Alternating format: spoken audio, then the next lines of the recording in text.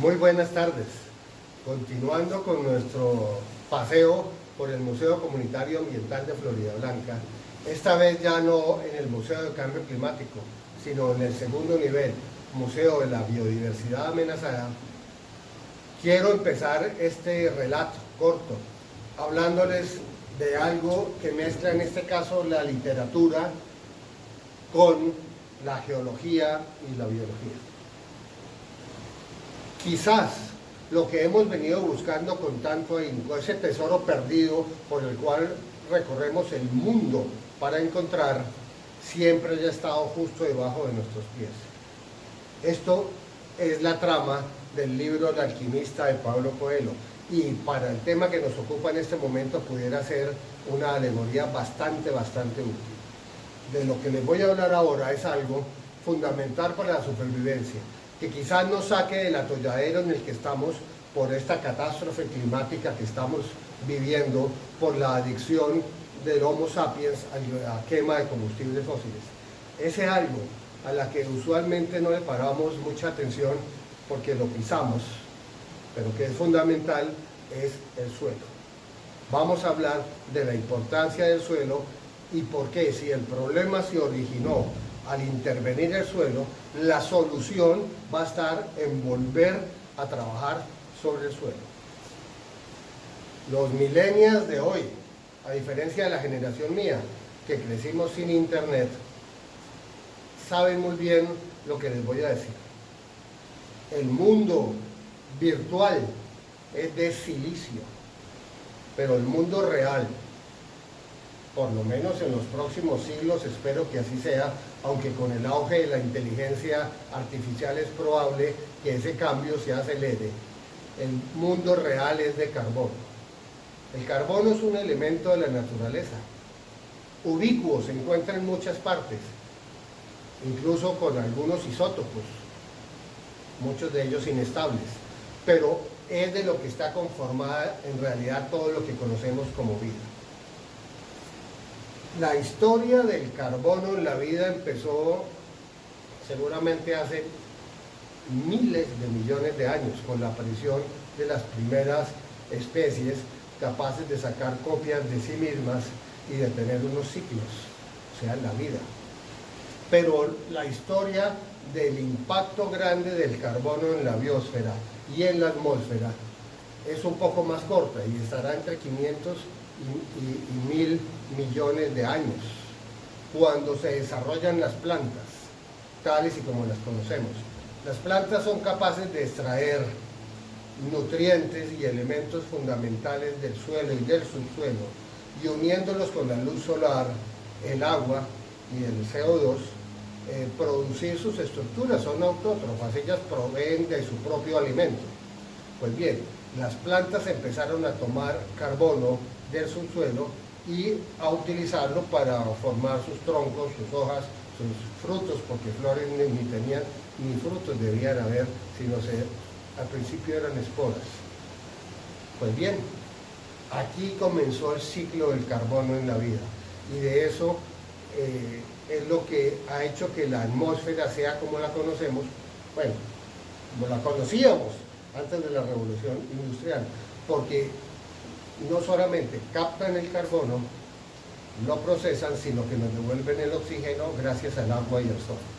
Entonces, esto, el carbono, es lo que permitió el desarrollo evolutivo de la vida en la Tierra tal y como la conocemos. En este esquema, vemos como en el primer cuadro hay una representación simplificada de lo que ha sido la evolución de las especies, partiendo de elementos muy primitivos, marinos, que se fueron diferenciando poco a poco hacia estructuras más complejas y multicelulares hasta llegar a los primeros peces, primeros vertebrados, que poblaron rápidamente los océanos. Luego viene una evolución cuando algunos de esos peces se aventuran a mirar fuera del agua y se dan cuenta de las inmensas oportunidades que hay en la porción seca, en la tierra. Salen, me imagino, inicialmente como peces pulmonados que evolucionaron hacia lo que conocemos como los anfibios, capaces de respirar en el agua y en la tierra. Estos anfibios tenían que vivir en las orillas y sus pieles, con las cuales había intercambio de oxígeno, eran muy sensibles a la desecación, por lo que sus oportunidades no eran mayúsculas. Y empezaron a diferenciarse por selección natural hacia otros parecidos, pero con pieles gruesas e impermeables. Ya no podían respirar bajo el agua, pero tampoco les hacía falta, y aparecen los reptiles. Luego vienen más áreas como la de los dinosaurios, que cuando se extinguen en su mayoría nos dejan a sus descendientes, que son las aves, y otras que ya existían en la época de los dinosaurios, pero que estaban completamente dominados, confinados a vivir en las cuevas, en la oscuridad y de noche, que eran los mamíferos. A la desaparición de los dinosaurios, los mamíferos ven la gran oportunidad de su vida y empiezan a diferenciarse, dando todas las familias, órdenes y subórdenes que conocemos. Una de ellas, partiendo de los lemures, se va diferenciando hasta que llega a una rama que son los primates superiores, donde encontramos el orangután, el chimpancé, el gorila, y los primeros homínidos. Es que el Homo sapiens, nosotros, tal y como nos conocemos, no fuimos los únicos hombres que poblaron la Tierra.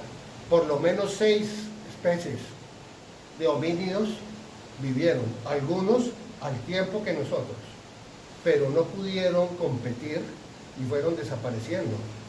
Hasta hace 35.000 a 50.000 años había poblaciones de hombres neandertales muy importantes en todo lo que es Europa y parte de Eurasia, pero sucumbieron, quizás por la competencia con el sapiens, que no era ni más grande, ni tenía el cerebro más grande, ni era más fuerte, no lo era.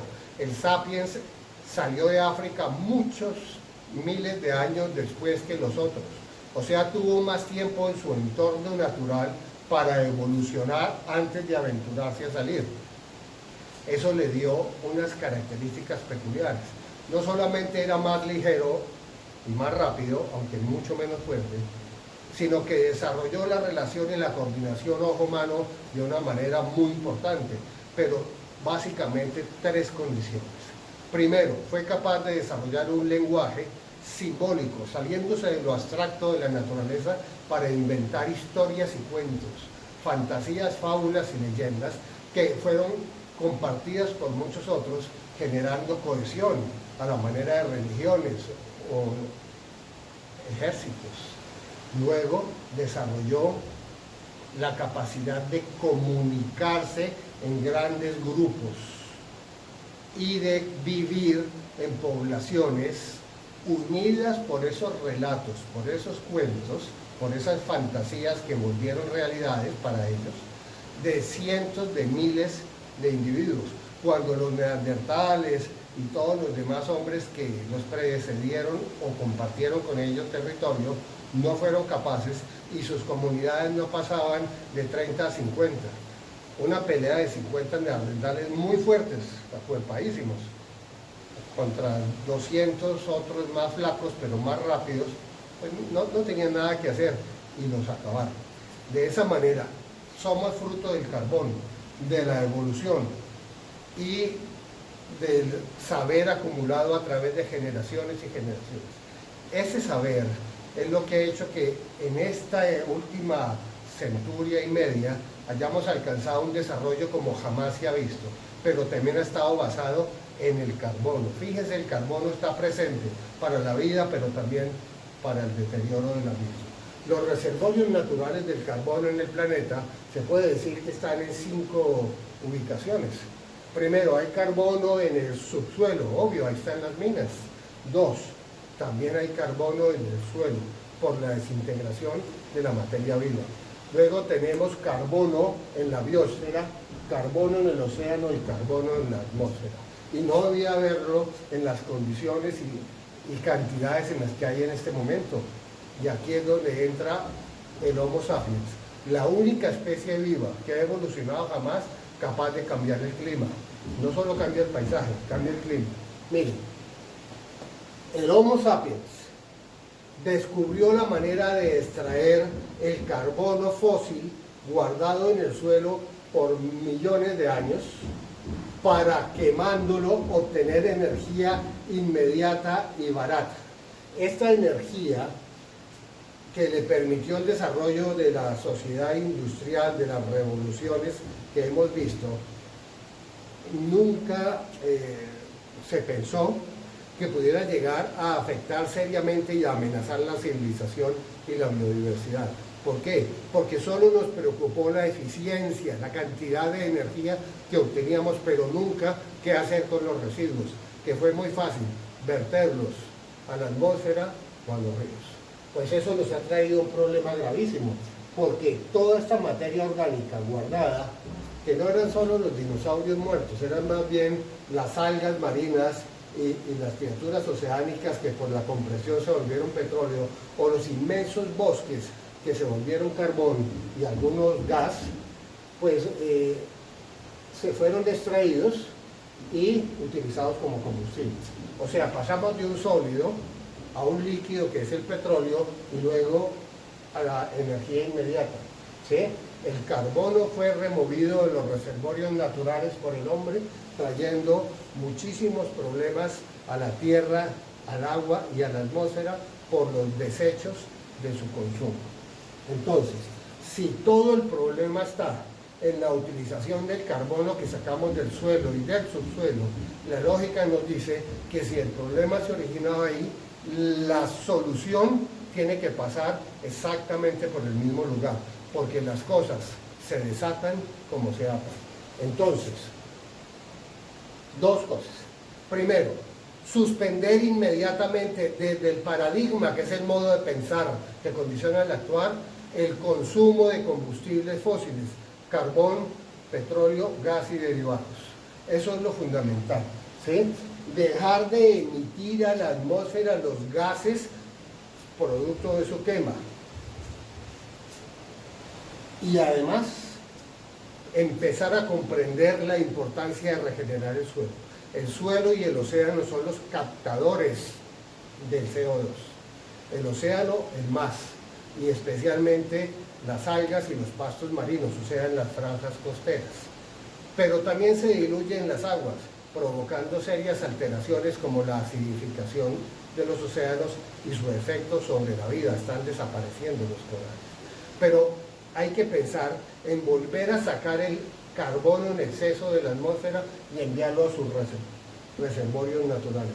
Y en este caso vamos a hablar de la importancia de llevar nuevamente el carbono a la tierra, y eso se llama agricultura regenerativa.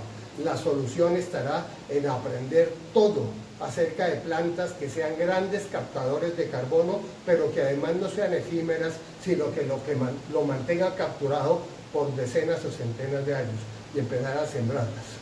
Y eso se sabe, es una ciencia que se llama agricultura regenerativa del carbono, ¿sí? Y eso es lo que les quería decir. Somos carbono, somos fruto de la evolución, pero la evolución nos capacitó tanto que terminamos abusando de donde salimos, con consecuencias gravísimas. Tenemos que cambiar la manera de pensar, descarbonizar la economía y la generación de energía y retomar todo ese carbono en exceso para meterlo nuevamente al suelo y de esa forma salvar la atmósfera, los mares y la biodiversidad. Ahí se las dejo. Muchas gracias.